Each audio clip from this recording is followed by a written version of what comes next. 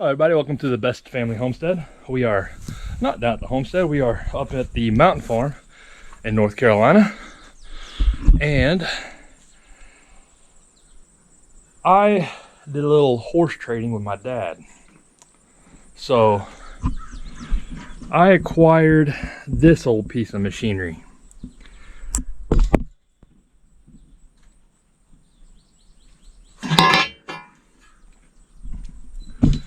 This is a 24-inch Herd & Sons wood planer. And my dad remembers helping my granddad run this when he was younger, around 12 or 13. But this piece of equipment originally belonged to my great uncle. It was my grandfather's mother's brother. So it has been in the family for a very long time. And I'm going to attempt to get this thing running. Well, get it freed up and make it run. Don't know exactly how I'm going to power it yet. I haven't decided if I'm going to find a older motor to hook up to it. I might try and drive it with a PTO on a Kubota. But one way or another, we're going to try and get it running. Not going to get it down to the homestead probably for a little while, but this thing has been sitting here for the past 50 years or longer, 60 years. Having a little bit of trouble on the research end finding any of these planers, the Herd & Sons planers. I'm sure I will eventually keep digging and find it. But thinking that this probably is around 1880, 1890 would have been when this was made. That fits with the timeline for when my great uncle had it. So this thing has been around. The block. So you have all these pulleys here, and what I'll do is I'll hook a belt, which is one of the things that we're going to have to make new ones of.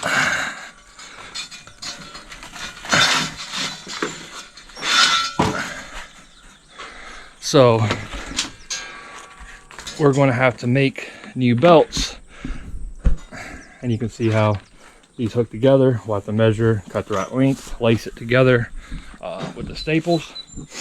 And this pulley right here, the belt will go around this pulley and go back to either my motor or my PTO on the tractor. I got to do a little math and figure out how fast I will need this thing to spin, so I know what size pulley to use on the motor or the tractor. And so that'll be interesting. Probably Google have a calculator for that. Let's hope. From here, there'll be a pulley that will go from either here to here or from here to here. And what that will do is allow me to adjust two speeds on the planer, depending on which set of pulleys I use. And on this side, there will be another belt that will go from here to here. And what that is going to do is the drive pulley will spin the cutting head, which you can see is still free with the blades here. There's 3 blades, and then this will spin the shaft down here, which will in turn spin the feed. So these, it will spin this and this, which will pull the board in and through the blades. You can see they do not make stuff like this anymore. Dad was actually talking about he wanted it out of the way, and he's how heavy this thing is, taking it to the scrapyard, and I would have killed him. I don't think you really would have. But this thing probably weighs somewhere around 3,000 pounds because his tractor won't pick it up. We're going to have to pick it up with the big backhoe back there and put it on the trailer to get it down to Georgia. So all the work that I have ahead of me as far as getting this thing completely running. First, I've got to get everything freed up. So I've got to, this turns, the cutting head does turn. A lot of this is stuck a little bit. I think I'll be able to break it loose with some big bars, get it turning. And then we're going to start taking everything apart. Before, you know, a lot of these bolts are going to come off. They're going to have to soak for a while in penetrating oil, and then still probably going to have to use a torch to heat around the all the bolts, some heat. It's going to be a process. So once I get take it down, take it apart, we're going to have to, you know, brush, grease everything. My buddy Pete, I'm going to have him take these blades off. You can see how big these, you know, these blades are. Have him machine these for me to sharpen them. Not something you can sharpen by hand. Has to go on a jig and a machine, a lathe, or not a lathe, have a milling machine sharpen these. And we're also going to have to surface our bed here. Our bed needs to be nice and shiny and super slick. Might have it machined if depending on how good I can get it with the sanders and whatnot I have around the garage. It's going to be a process. You can see over on this side, this handle right here turns, moves the bed. You see these ramps right here.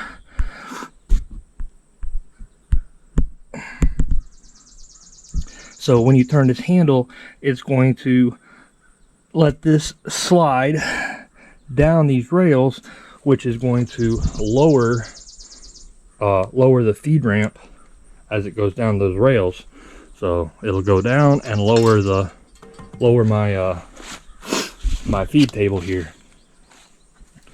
And all that stock is going to have to be oiled and cleaned up. And the last thing I'll do is take and heat it a little bit. I'll probably use motor oil. Motor oil is great. Really got a lot of carbon in it, and I'll turn this thing back black. Plus it'll save the metal from rusting. And then we'll wipe it all off and hopefully use it. Today we are going to start laying the oil to everything so that in a month when I finally get ready to start taking everything apart and getting started on it, hopefully I don't have any issues. We'll see about that. Alright, so I got my can of PB Blaster here, and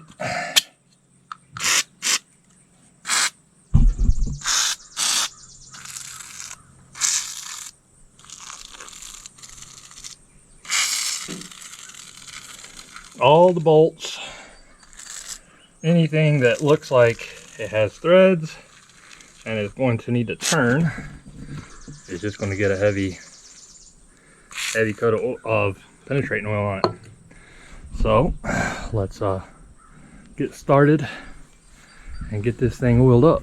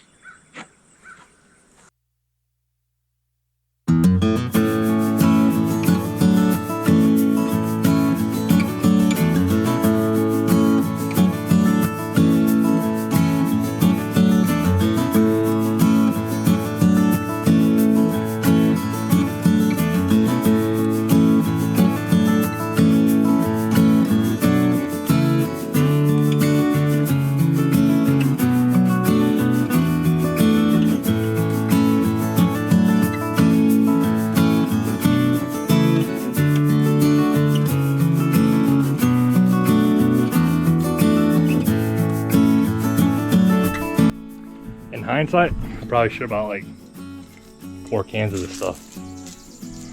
Almost out. But I think we have all the main bolts all oiled and greased up, or all oiled up.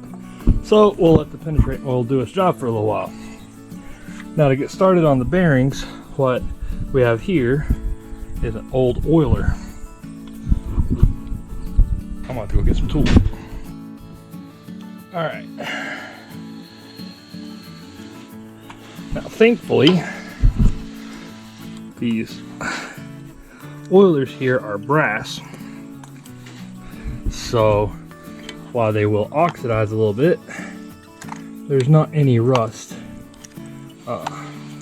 They don't rust shut. They rust tight.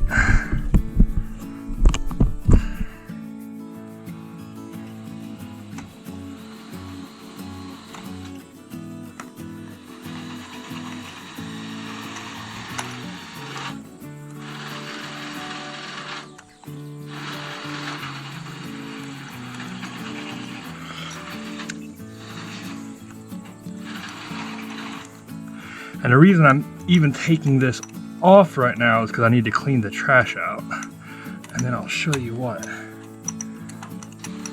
this thing does here.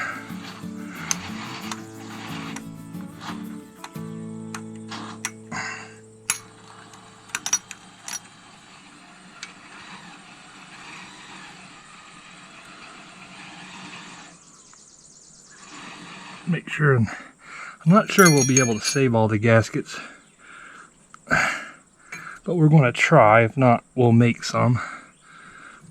But what I'll do here is take some penetrating oil and spray this down.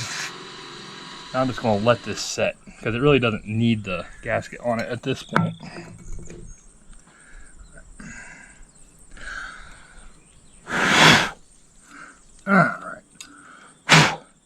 And you can see that bottom gasket there was the trash that was in the bottom was the bottom gasket. So we might have to try and get this one to go back out. So what this does is you've got this little hole right here, the main bearings for the cutting head. We'll put oil in here when we run it,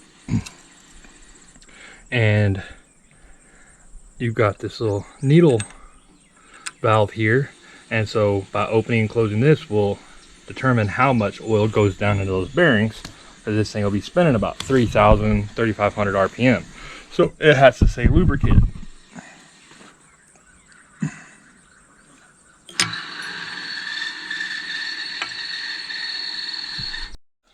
Alright, I've got some diesel fuel here. Diesel fuel and kerosene are both excellent for busting up rust and helping loosen bolts. Plus it's a tad bit cheaper than the high dollar oil.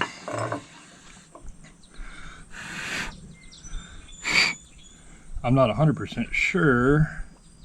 Oh, there we go. I saw an air bubble. So we might have to blow this out,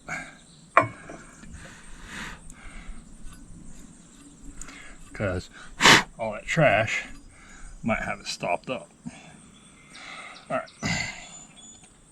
So I'm gonna go ahead and take this other one apart over here to get the trash out. And what I'm gonna do with this gasket,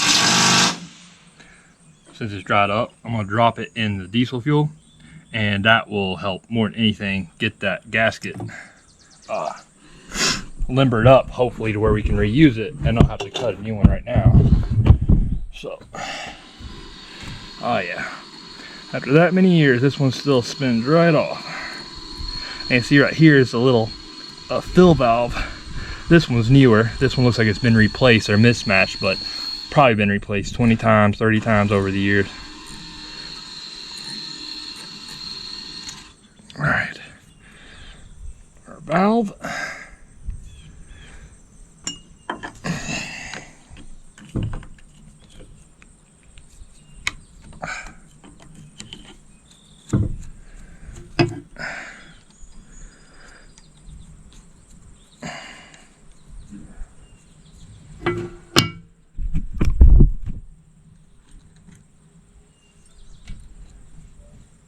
I can never.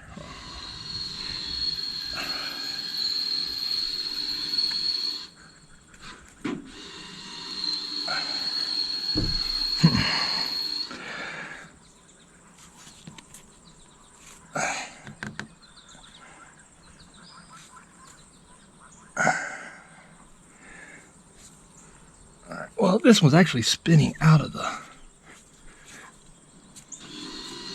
This is kind of surprising. I did not think this would ever spin out of there. Alright, there you go. Now you can see right here, this hole, put the diesel fuel in here. Well, the oil when we run it. And then it goes down in here and lubricates that bearing.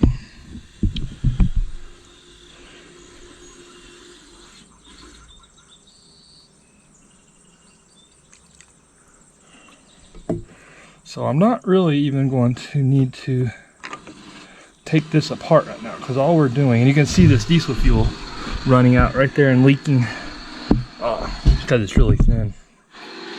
And probably some of the seals are, you know, a little dried up like that other gasket. So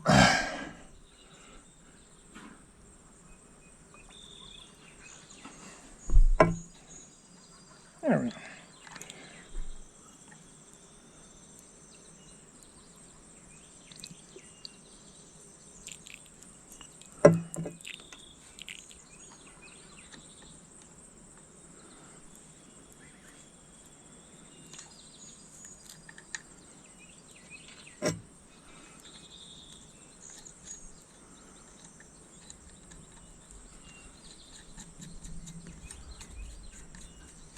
So at least we know this one's not stopped up.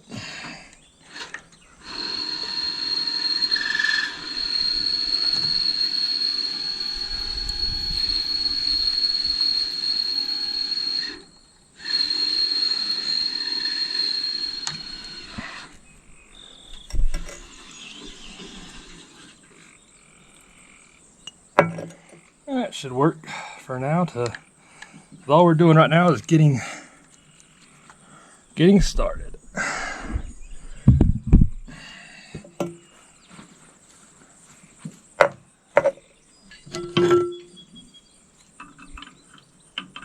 See if I can.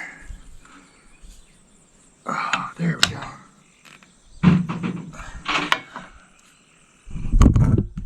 I'm honestly really surprised.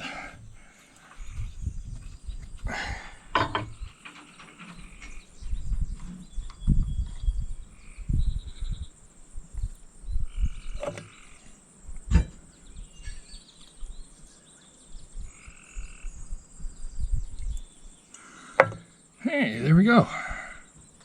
That's all I really wanted. I wanted to get some lubricant and rust prevention done in here.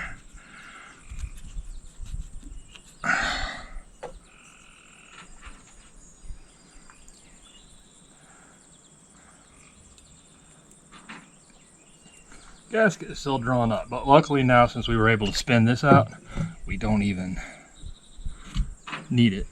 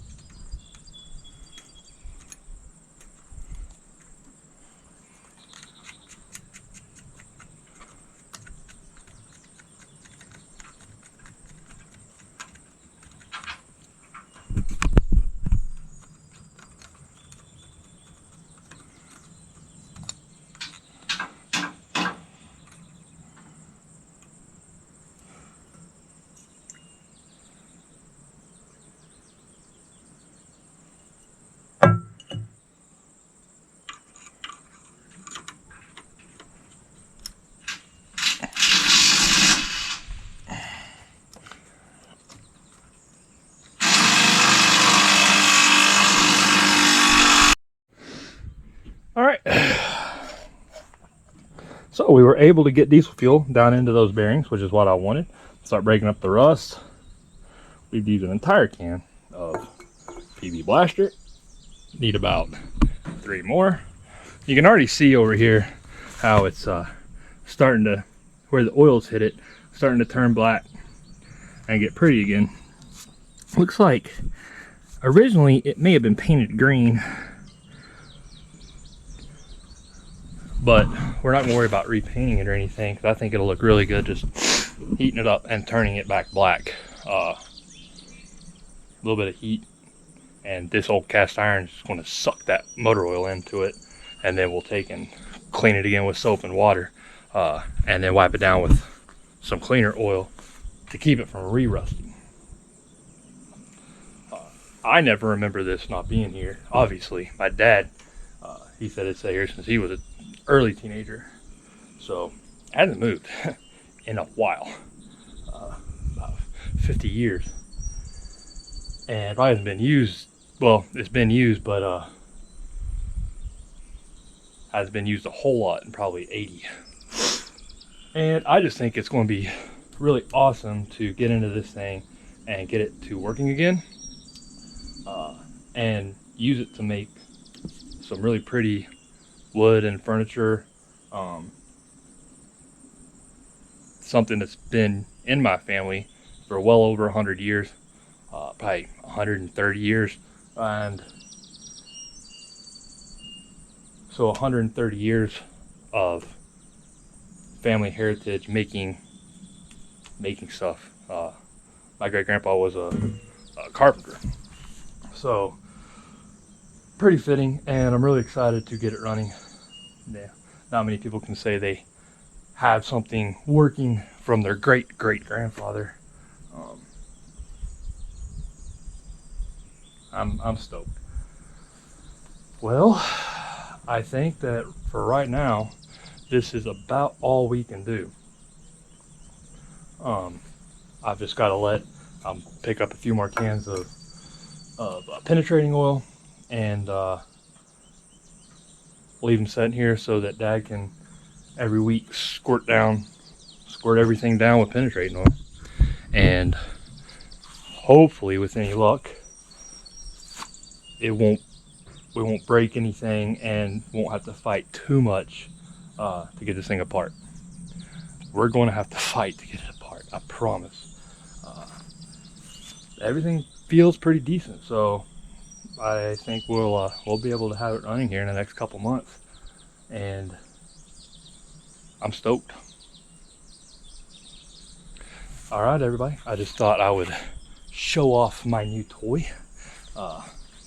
That I've sent pictures of it to Robert and everybody, and check out what I've got, and so a little bit proud of it. I'll be even more proud of it when I get it working.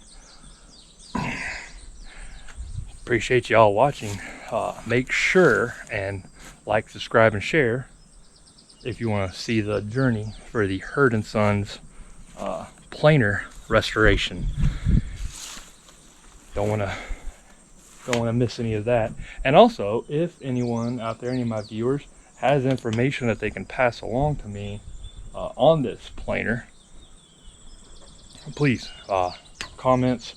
I also have an email address and mailing address in the pinned comment. So anyone else that might know some history behind Herd & Sons, let me know. The only thing I've found from Herd & Sons is hand woodworking tools, hand joiners, and some hand planers and stuff, but I have yet to see any pictures or find a reference to Herd & Sons big mechanical planers. So feel free to pass any knowledge you may have of the history of the company that built this and send it my way. All right, guys, thanks for watching.